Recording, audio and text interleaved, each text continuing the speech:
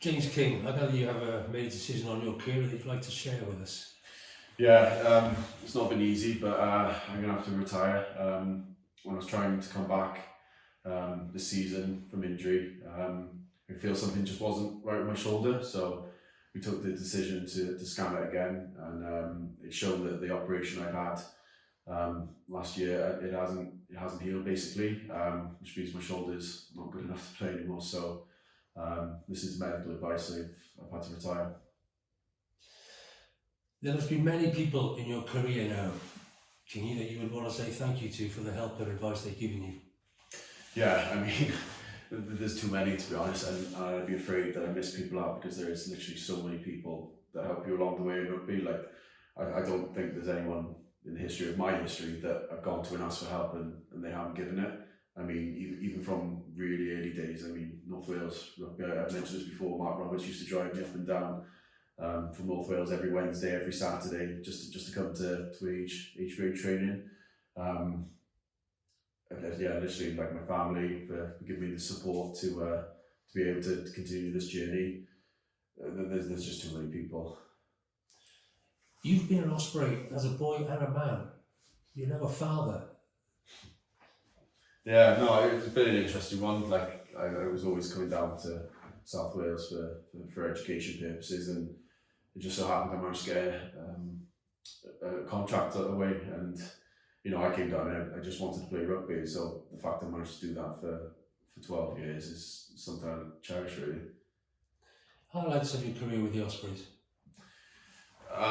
One sticking point is obviously going to be when we won the league in 2012. I mean, that was the first season I sort of established myself in the team and started to play a bit. So at the end of that season, to the way we did it as well in Leinster, that was something really special to me.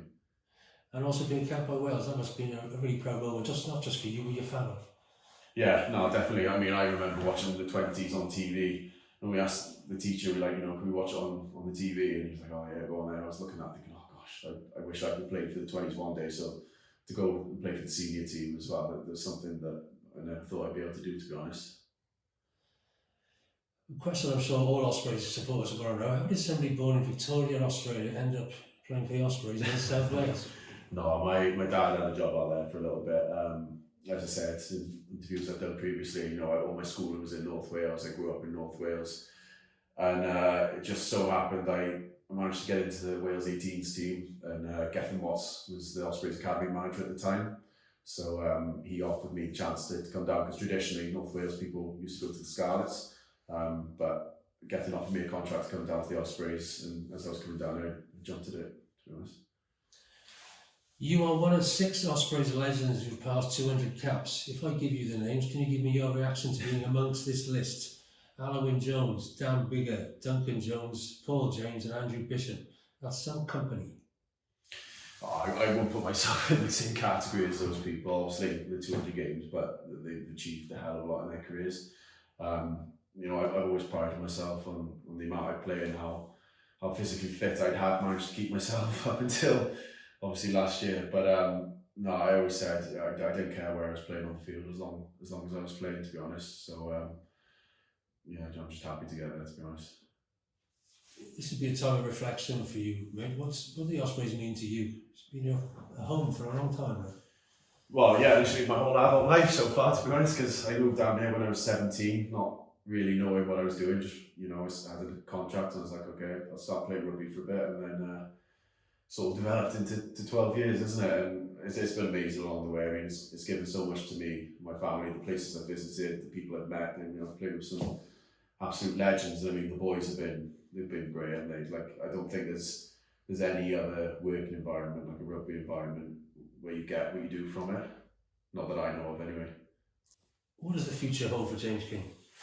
Well, I always said I would take a bit of time off rugby, and have a break, because obviously it's quite demanding professional sport. But I think the way everything's gone with COVID at the moment, I think I almost want to get stuck into it straight away, because I've been going a bit stir crazy in the house, to be honest. And I know there is limitations to what can be done at the moment, but I'm sure there's something that I could get my toes stuck into.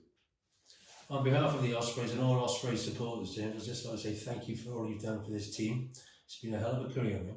Yeah, no, and thank you to the supporters as well. I mean, they've been through their thick and thin. I mean, it hasn't always been plain sailing, but they're always singing the lay in the stands, aren't they? And yeah, no, I've enjoyed it. It's been great.